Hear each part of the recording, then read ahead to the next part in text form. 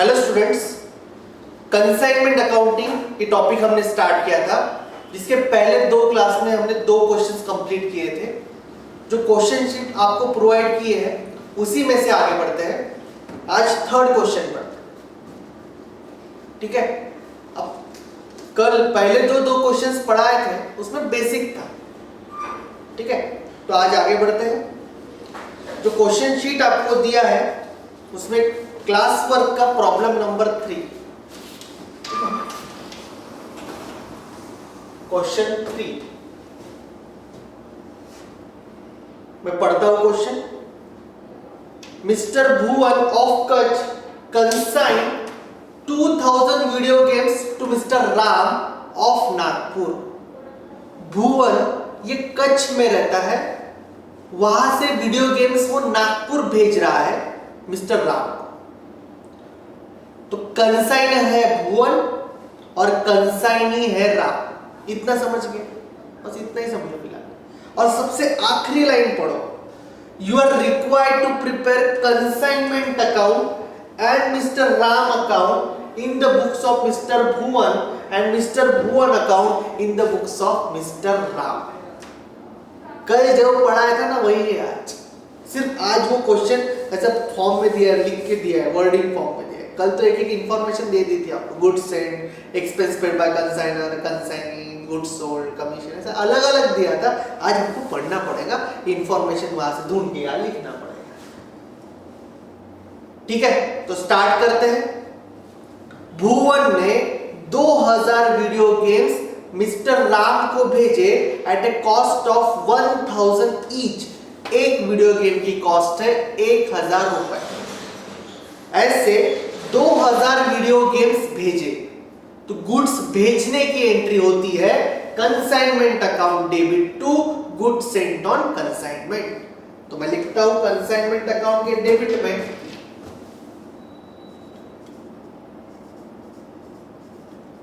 To goods sent on consignment.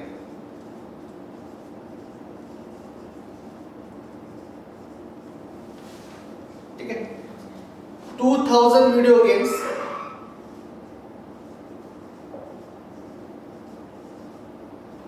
into 1000 each। 2000 video games into 1000 each कितना होता है देखो। 2000 कैलकुलेटर पे लो, into 1000 20 lakh rupees.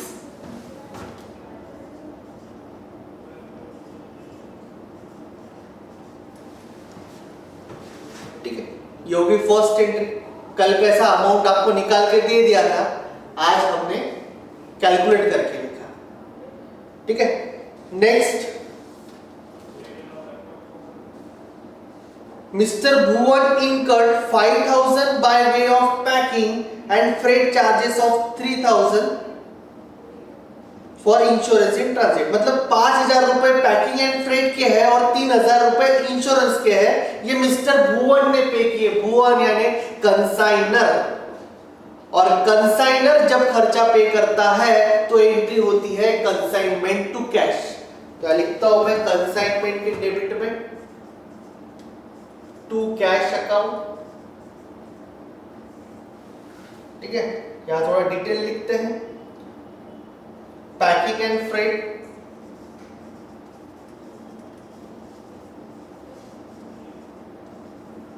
Packing and freight 5000 और insurance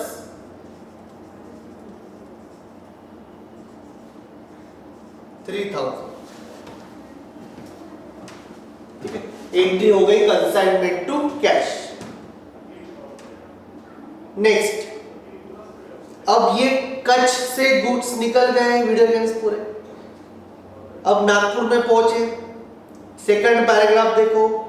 when Ram took delivery at Nagpur, Nagpur में जब राम ने डिलीवरी लिया तब उसे पता चला, he found that 120 video games were stolen। Nagpur में जैसे ही कंसाइनमेंट पहुंचा वो कंसाइनी जो था उसने काउंट किया, तो उसको पता चला कि वह 120 वीडियो गेम्स नहीं है। अब ये उसको कैसे पता चला? तो देखो, जब गुड्स कच्छ से निकले थे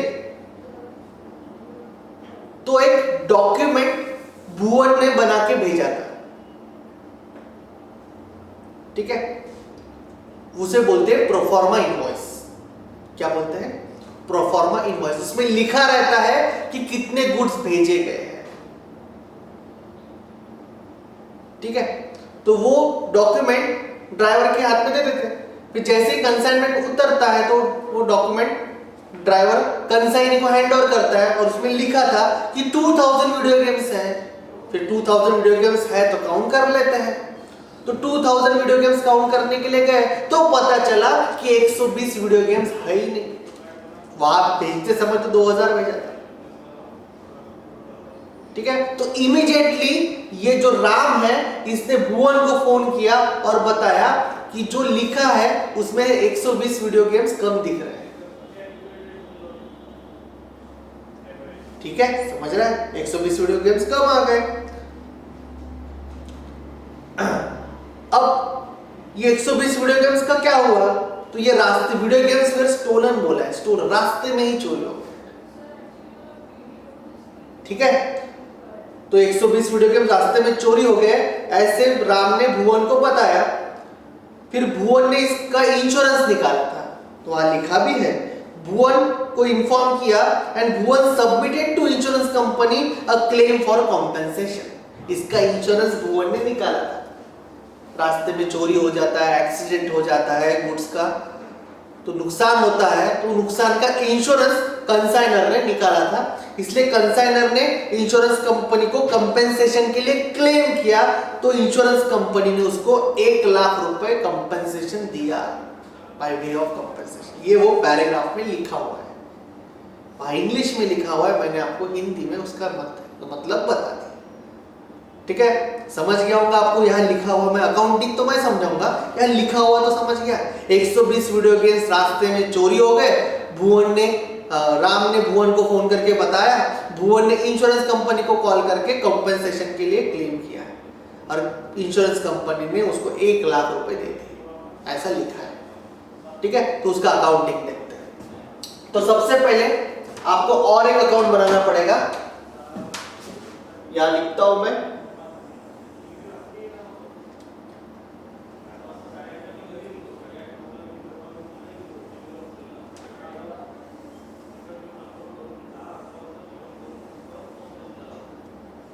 ये अकाउंट बनेगा लॉस इन ट्रांजिट।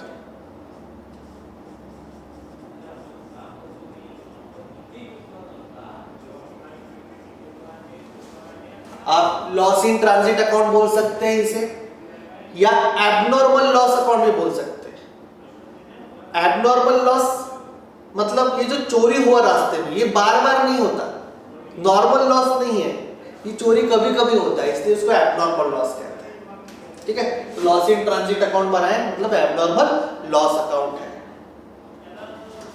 अब जो गुड्स रास्ते में चोरी हो गए उसका वैल्यू फाइंड आउट करना पड़ेगा, ठीक है? तो पहले उसका वैल्यूएशन करते हैं। तो मैं यहां लिखता हूं, वर्किंग नोट फॉर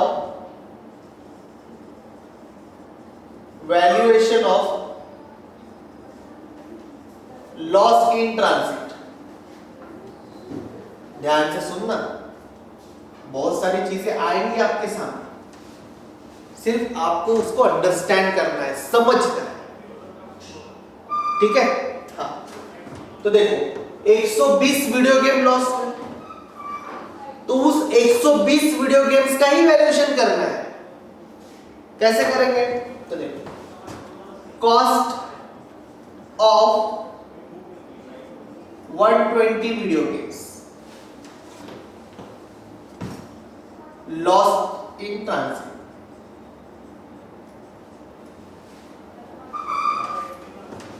एक की कॉस्ट 1000 है, तो 120 वीडियो गेम्स इन 2000 रुपीज, तो ये हो जाता है 1,20,000। ठीक है, अब ये जो चोरी हुए हैं ये कच्छ से निकल के नागपुर में पहुंचने के बाद हुए चोरी की इन बिटवीन हुए? इन बिटवीन हुए, ट्रांजिट में चोरी हुए।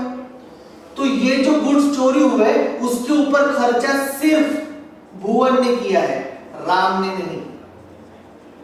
इसके ऊपर खर्चा किसने किया है? सिर्फ भुवन ने किया है, राम ने नहीं।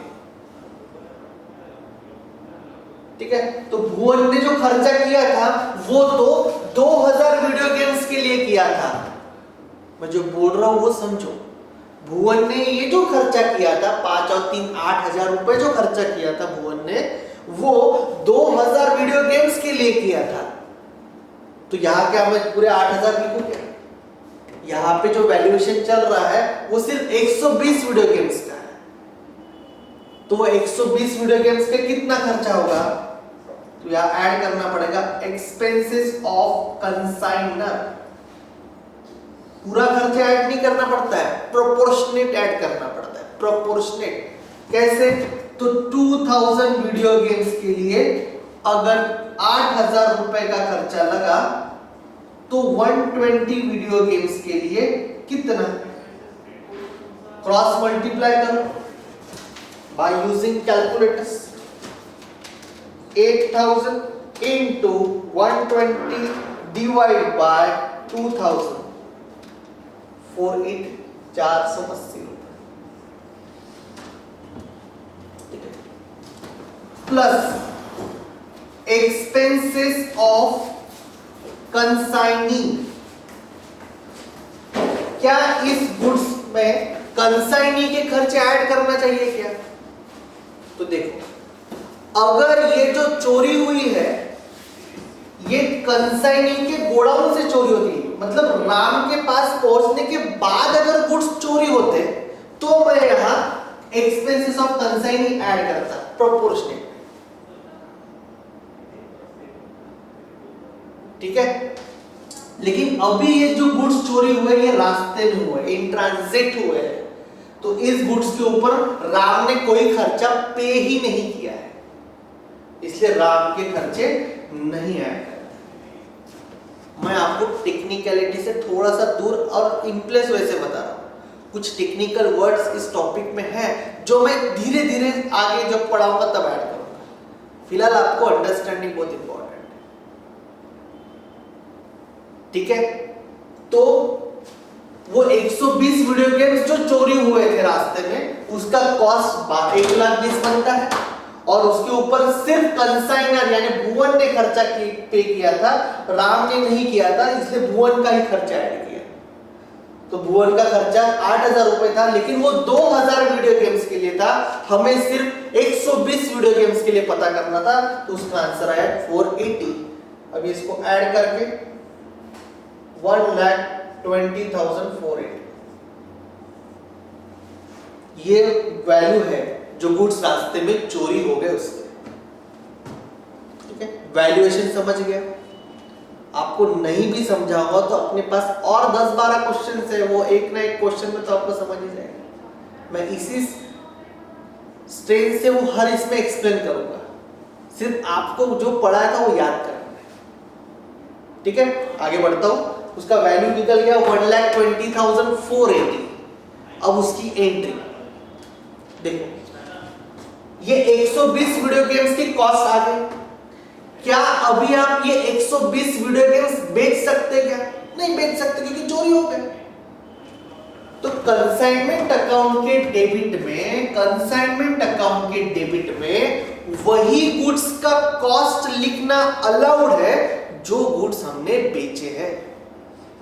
बेचे हुए गुड्स का ही कॉस्ट क्या लिखना है, इसको तो बेच भी नहीं सकते, फिर भी इसका कॉस्ट डेबिट में इंक्लूड है। ठीक है, तो उसको डेबिट में से हटाना पड़ेगा, क्योंकि रूल यही कहता है कि जो गुड्स आप बेच सकते हो उसी का कॉस्ट डेबिट में लिखना चाहिए। तो ये तो बेच नहीं सकते, चोरी हो गए, तो इसका कॉस्ट डेबिट में रहने लायक नहीं है, तो डेबिट से हटाना पड़ेगा, इसलिए कंसाइनमेंट के क्रेडिट में लिखना पड़ेगा by loss in transit account 120 video games, और ब्रैकेट में रेफरेंस देना वर्किंग नोट, उसका वैल्यू है 1,20,480 1,20,480। अब कंसाइनमेंट से तो वो कॉस्ट हट गया, डेबिट से हट गया, इसलिए क्रेडिट में लिखा, और ये जाएगा लॉस इन ट्रांजिट के डेबिट में टू कंसाइनमेंट के नाम, टू कंसाइनमेंट 1,20,480। तो इसकी जर्नल एंट्री, आज का ये नया पॉइंट है, इसकी जर्नल एंट्री हुई है loss in transit account debit to consignment, loss in transit account debit to consignment. ठीक है, लॉस इन ट्रांजिट का कॉस्ट आपने कंसाइनमेंट से हटा के लॉस इन ट्रांजिट अकाउंट में डाल दिया, यहां के डेबिट में से हटा के यहां के डेबिट में डाल दिया, क्योंकि वहां रखना अलाउड ही नहीं है, वहां अच्छे वाले गुड्स का कॉस्ट रखना पड़ता है, जो गुड्स आप बेचे हो। ठीक है, आगे बढ़े। हाँ, अब यहां आ गया लॉस, आपको लॉस पता चल गया कितने रुपए का है, कंपनी को क्लेम किया, इंश्योरेंस कंपनी कभी पूरा क्लेम नहीं देती, 1,00,000 रुपए दिया। ठीक है, तो आपने पहले लॉस के डेबिट में लिखा था क्योंकि आपका लॉस बढ़ा था, लॉस बढ़ा था इसलिए डेबिट में लिखा। अब आपको क्लेम मिल रहा है 1,00,000 रुपीस, तो आपका लॉस अभी कम हो जाएगा। अरे पहले 1,20,000 का लॉस हुआ था, 1,20,480, अब आपको इंश्योरेंस कंपनी 1,00,000 रुपए दे रही है, मतलब आपका लॉस कम हो जाएगा थोड़ा। ठीक है, तो लॉस कम हुआ तो लॉस को तो क्रेडिट होगा, लेकिन आपको जो इंश्योरेंस कंपनी से मिलेगा कैश, वो कैश अकाउंट को डेबिट करना पड़ेगा। चेक मिलेगा नहीं तो कैश मिलेगा। यार लिखा है द इंश्योरेंस कंपनी पेड मतलब इंश्योरेंस कंपनी दे दिया है 1,00,000 रुपए, तो हमारे पास क्या है, हम यानी कौन, भुवन के अकाउंटेंट है हम, तो हमारे पास क्या आया, कैश आया, तो कैश अकाउंट डेबिट, और ये कैश दिया किस, इंश्योरेंस कंपनी ने दिया, लेकिन किसके अगेंस्ट दिया, लॉस के अगेंस्ट, तो लॉस कम होगा, इसलिए लॉस को क्रेडिट करें। तो यहां लिखता हूं मैं बाय कैश अकाउंट 1,00,000।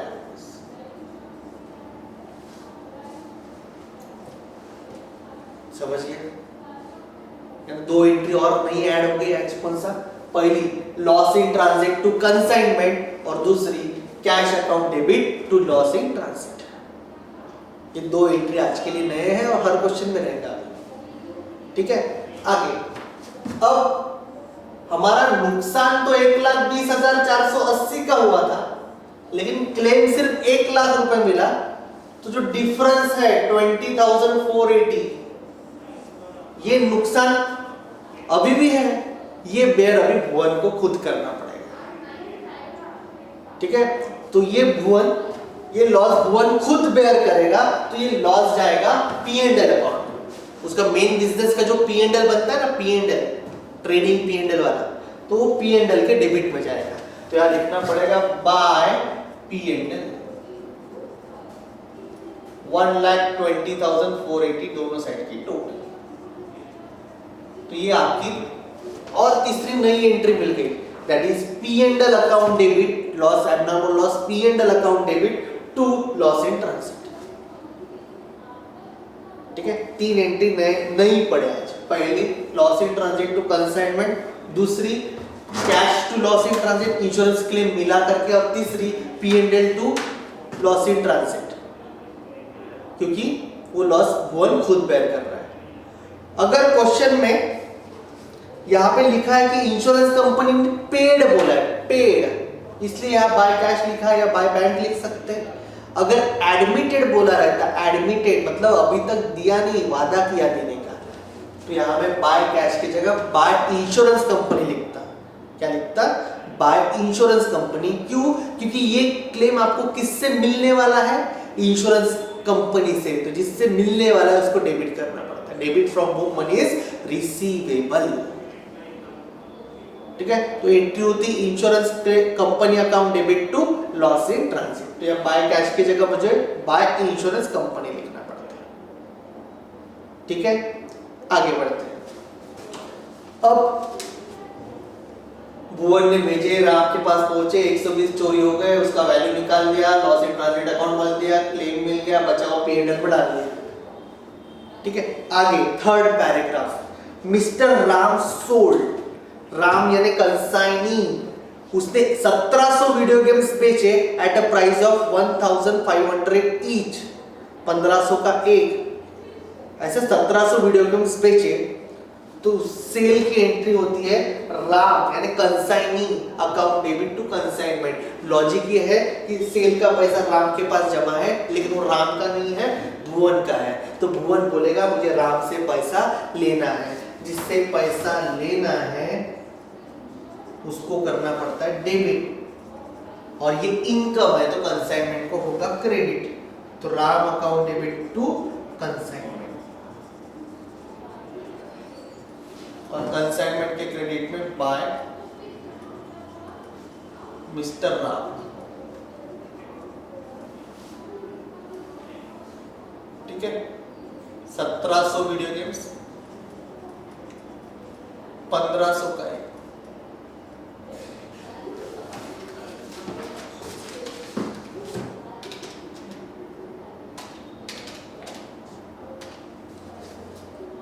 $25,50,000, 25,50,000। आपके पास कैलकुलेटर है, आप बेहतर जानते हैं इसको कैसे चलाना, आप करेक्ट अमाउंट निकाल के आप लिख दे सकते हैं। ठीक है, 25,50,000। आगे next, Ram spend 5,000 for carriage, 3,200 for octroi and 1,000 for selling expense. Ram यानी कंसाइनी ने खर्चा पे किया, तो जर्नल एंट्री होती है consignment account debit to cash मत करना। अगर भुवन ने पे किया तो कैश, राम ने पे किया इसलिए राम को अकाउंट को क्रेडिट करना, Ram is the giver of that cash. तो एंट्री होगी कंसाइनमेंट टू मिस्टर राम। ठीक है, एक्सपेंस का डिटेल लिखता हूं,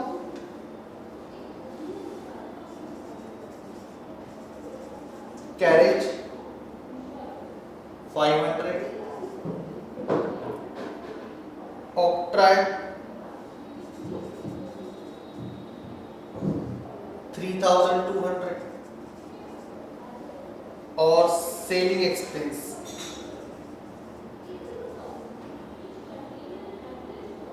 1,000। ऐसा टोटल कितना होता है?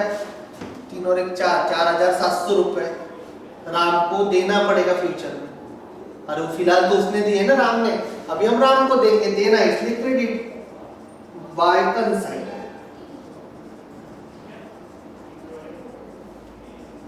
4,700। आगे उसके बाद लिखा है कि राम को कमीशन मिला 8%, कमीशन पे करना है राम को। तो भुवन के लिए वो एक्सपेंस है तो कंसाइनमेंट अकाउंट को डेबिट होगा और देना है राम को, इसलिए राम अकाउंट को क्रेडिट होगा। तो एंट्री होगी consignment account debit to mister Ram, bracket में लिखता हूं मैं कमीशन। कैसे निकालेंगे? तो 25,50,000, 25,50,000 का 8%, सेल का 8%, 2,04,000। ठीक है, देना है राम को तो राम के क्रेडिट में लिखेंगे बाय कंसाइनमेंट 2,04,000। आगे अब इंग्लिश में लिखा है, मैं समझा देता हूं। Mister Ram charge commission 8% on gross sale proceed, मतलब टोटल सेल प्रोसीड।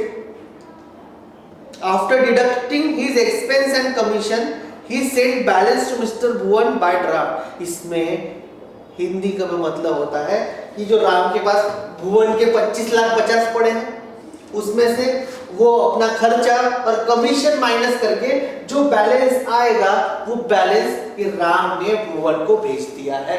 पिछले क्वेश्चन में नहीं भेजा था इसलिए बाय बैलेंस कैरिड डाउन लिखा था, अभी भेज दिया है ड्राफ्ट के थ्रू, इसलिए आप बाय बैंक अकाउंट लिखना पड़ेगा। क्या लिखना पड़ेगा? By bank account. तो यहां लिखता हूं मैं बैलेंस कितना आता है,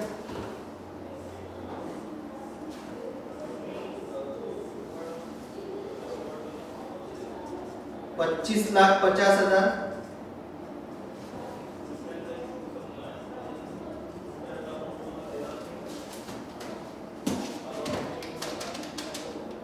25,50,000 माइनस 4,700 माइनस 2,04,000, तो बैलेंस आता है 23,41,300। ये जो बैलेंस है इसके सामने बाय बैंक अकाउंट लिखना, क्योंकि ये बैलेंस बैंक ड्राफ्ट के थ्रू भेजा है तो वो बैंक ड्राफ्ट भुवन को मिलेगा, भुवन वो बैंक ड्राफ्ट अपने बैंक में डालेगा। तो एंट्री होगी बैंक इज द रिसीवर इसलिए बैंक अकाउंट डेबिट, और राम इज द गिवर इसलिए राम अकाउंट क्रेडिट, यानी एंट्री बन गई bank account debit to Ram. हम एंट्री भी साथ साथ चल रहे हैं, ठीक है। आगे राम अकाउंट तो बंद हो गया, लॉस इन ट्रांजिट भी बंद हो गया। अब अब मुझे बताओ कि भुवन ने तो 2000 वीडियो गेम्स भेजे थे, रास्ते में 120 वीडियो गेम्स लॉस्ट हो गए, तो राम के पास पहुंचे 1880, बराबर बोला ना मैंने? उसमें से 1700 बेचे, तो अब बचे हैं 180 वीडियो गेम्स। 180 वीडियो गेम्स अभी भी बचे हैं, जिसे हम कंसाइनमेंट स्टॉक कहते हैं। वो कंसाइनमेंट स्टॉक का वैल्यू आपको पहले फाइंड आउट करना पड़ेगा, ठीक है। कैसे करेंगे देखो, मैं यहां लिखता हूं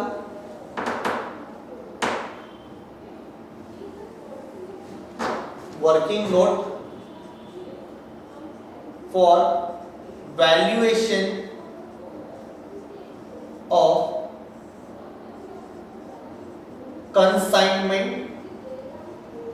stock, valuation of consignment stock. बताइए कितने वीडियो गेम स्टॉक में बचे? 180 वीडियो गेम्स बचे, तो cost of 180 video games in stock, 180 video games into एक था 1000 रुपए का, 180 इंटू 1000, 180 इंटू 1000 जो आता है 1,80,000 प्लस एक्सपेंसेस ऑफ कंसाइनर, क्योंकि ये 1,80,000 तक कॉस्ट तब की है जब वो भुवन के गोडाउन में था। अब ये जो स्टॉक भुवन के गोडाउन में नहीं है, ये स्टॉक है राम के गोडाउन में, तो इसके राम के गोडाउन में कॉस्ट कितनी, वो तो बढ़ी जाएंगे ना। अरे इतने खर्चे उसके ऊपर पे किए, तो इसमें एक्सपेंसेस ऑफ कंसाइनर ऐड करने पड़ेंगे। कंसाइनर ने 8,000 रुपए खर्च किया, कंसाइनर यानी भुवन 8,000 रुपए खर्च किए, कितने वीडियो गेम्स के लिए? 2000 वीडियो गेम्स के लिए। तो 2000 वीडियो गेम्स का खर्चा थोड़ी लिख रहे हैं हम, सिर्फ 180 वीडियो गेम्स का लिख रहे हैं, तो यहाँ प्रोपोर्शनेटली लिखना पड़ेगा। कैसे लिखेंगे? 2000 वीडियो गेम्स के लिए अगर 8,000 रुपए, तो 180 वीडियो गेम्स के लिए कितना? 180 इंटू 8,000 डिवाइड बाय 2000 तो आता है 720 प्रोपोर्शनल। अब ये जो गुड्स है ये राम के गोडाउन में पड़ा, तो ये गुड्स के ऊपर राम ने भी खर्चा पे किया है, तो यहां अभी मैं एक्सपेंसेस ऑफ राम यानी कंसाइनी वो भी ऐड करूंगा, ठीक है। मैं जो बोल रहा हूं और एक बार रिपीट करता हूं, ये जो 180 वीडियो गेम्स बचे हैं वो राम के गोडाउन में बचे, यानी ये 180 वीडियो गेम्स पे भुवन ने भी खर्चा किया था जब भेजे थे तब, और राम ने भी खर्चा पे किया जब राम के पास पहुंचे तब, इसलिए मैं यहाँ एक्सपेंसेस ऑफ कंसाइन ऐड करूंगा, ठीक है। लेकिन राम के पास पूरे 2000 वीडियो गेम्स पहुंचे क्या? रास्ते में तो 120 वीडियो गेम्स चोरी हो गए, तो राम के पास सिर्फ 1880 वीडियो गेम्स पहुंचे। तो उसने जो खर्चा किया राम ने वो सिर्फ 1880 वीडियो गेम्स पे ही किया। ये जो खर्चा दिख रहा है आपको राम का किया हुआ, ये सिर्फ 1880 वीडियो गेम्स पे ही किया है, क्योंकि 120 तो रास्ते में चोरी हो गए, ठीक है। तो 1880 वीडियो गेम्स पे कितना खर्चा किया, उसमें और एक नया पॉइंट है। अब कंसाइनी के 3 एक्सपेंसेस हैं, कैरेज, ऑक्ट्राय और सेलिंग एक्सपेंस, लेकिन वैल्यूएशन के लिए सिर्फ नॉन रिकरिंग एक्सपेंस ही लिया जाता है। अब नया वर्ड आया है नॉन रिकरिंग, यानी क्या? नॉन रिकरिंग एक्सपेंस यानी क्या? तो याद कैसे रखना, देखो भुवन के गोडाउन यानी कंसाइनर के गोडाउन से निकलने के बाद और कंसाइनी के गोडाउन में पहुंचने से पहले के जो भी एक्सपेंसेस होते हैं वो सारे नॉन रिकरिंग एक्सपेंसेस होते हैं। मैं और एक बार रिपीट कर रहा हूं, क्या बताया मैंने? कंसाइनर के गोडाउन से निकलने के बाद और कंसाइनी के गोडाउन में पहुंचने से पहले जो भी एक्सपेंसेस वो गुड्स पे होते हैं वो सारे नॉन रिकरिंग एक्सपेंस होते हैं, और वैल्यूएशन के लिए सिर्फ नॉन रिकरिंग एक्सपेंस ही लिया जाता है। नॉन रिकरिंग एक्सपेंस सिर्फ वैल्यूएशन के लिए काम में आता है, और गोडाउन के बाद वाले जो खर्चे रहते हैं वो नहीं चाहिए, वो नॉन रिकरिंग नहीं, वो रिकरिंग है। और कंसाइनर के जितने भी एक्सपेंसेस होते हैं, all expenses of consigner are non recurring, all expenses of consigner are non recurring. ये कंसाइनर के जो भी एक्सपेंस है वो सारे नॉन रिकरिंग होते हैं, एक ही बार होता है। और कंसाइनी के जो एक्सपेंसेस होते हैं उसमें कुछ नॉन रिकरिंग होते हैं, कुछ रिकरिंग होते हैं, ठीक है। तो कंसाइनी के जो एक्सपेंस यहाँ 3 दिख रहे हैं, उसमें से आपको डिसाइड करना है कि नॉन रिकरिंग कौन सा है। यहाँ पे सिर्फ कैरेज दिया है, सिर्फ कैरेज दिया है तो कैरेज इनवर्ड बनता है, और कैरेज इनवर्ड एक ही बार लगता है, यानी ये नॉन रिकरिंग एक्सपेंस है, ठीक है। ऑक्ट्राय भी एक ही बार लगता है, ये भी नॉन रिकरिंग एक्सपेंस है। बट ये सेलिंग एक्सपेंस है जो गोडाउन में पहुंचने के बाद लगता है। ऑक्ट्राय कैरेज गोडाउन में पहुंचने से पहले लगते हैं, सेलिंग एक्सपेंस गोडाउन में पहुंचने के बाद लगता है, मतलब ये नॉन रिकरिंग एक्सपेंस नहीं है। यानी वैल्यूएशन के लिए हमारे काम के सिर्फ ये 2 एक्सपेंस 500 और 3200, 3700 हो जाता है। तो 1880 वीडियो गेम्स के लिए 3700 रुपीज, और हमें चाहिए 180 वीडियो गेम्स का खर्चा, तो वो कितना होगा? तो 180 into 3700 डिवाइड बाय 1880, वो आता है 354 पॉइंट समथिंग, हम राउंड ऑफ करके 354 ले लेते हैं, ठीक है। ये नया पॉइंट आपको आज पता चल गया।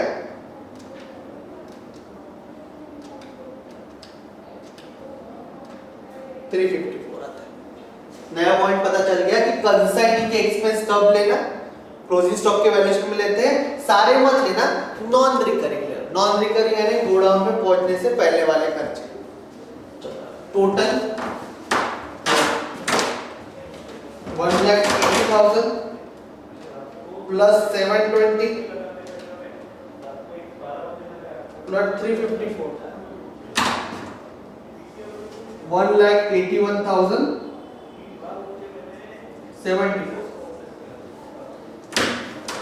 ये कंसाइनमेंट स्टॉक कहाँ लिखना, तो कंसाइनमेंट के क्रेडिट में लिखना। क्यों? लॉजिक यही है कि जो गुड्स बेचे हैं उसकी कॉस्ट डेबिट में लिखना चाहिए, बचे हुए गुड्स की कॉस्ट डेबिट से हटा देना चाहिए, यानी क्रेडिट में लिखना पड़ेगा। लिखता हूं मैं बाय कंसाइनमेंट स्टॉक ब्रैकेट में वर्किंग नोट 1,81,074, ठीक है। अब आप इसको क्लोज करो और उसका बैलेंस P&L में ट्रांसफर कर दो। 1,20,480 प्लस 25,50,000 प्लस 181,074, टोटल इज 28,51,554। ये क्रेडिट साइड की टोटल है, उसमें से माइनस करेंगे 20 लाख माइनस 5 और 3 8,000 माइनस ये 4,700 minus 2,04,000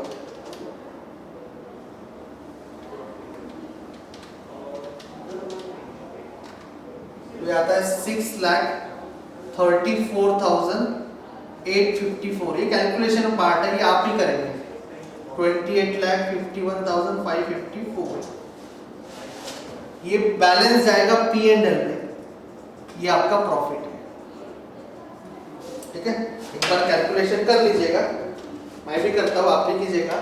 1,20,480 plus 25,50,000 plus 181,074 minus 20 lakh minus 8,000 minus 4,700 minus 2,04,000 6,34,854, correct, ठीक है। तो ये था आज का क्वेश्चन। ये क्वेश्चन मैंने पूरा नहीं पढ़ा है, पूरा तो आप करेंगे। क्या बाकी है मालूम है? In the books of Ram Bhuvan account बनाना पड़ेगा। In the books of Ram कौन सा अकाउंट बनाना पड़ेगा? भुवन अकाउंट बनाएगा। कैसे बनाएंगे? तो जो यहाँ डेबिट में है वो वहां क्रेडिट में जाएगा, जो यहाँ क्रेडिट में है वो वहां डेबिट में जाएगा। ये सेल का अमाउंट है, इसलिए वहां क्रेडिट में लिखते समय बाय कंसाइनमेंट डेटर्स लिखेंगे आप, और ये एक्सपेंस का अमाउंट है, इसके सामने टू कैश लिखना, और ये कमीशन का अमाउंट है, इसके सामने टू कमीशन रिसीव्ड लिखना, और ये बैंक है तो वहां डेबिट में आएगा तो टू बैंक ही लिखना पड़ेगा, ठीक है। तो ये आज का आपका क्वेश्चन नंबर 3 कंप्लीट होता है। इसको आप एक बार, दो बार, 3 बार अच्छे से रिवाइज करके रखना, ठीक है। Thank you so much.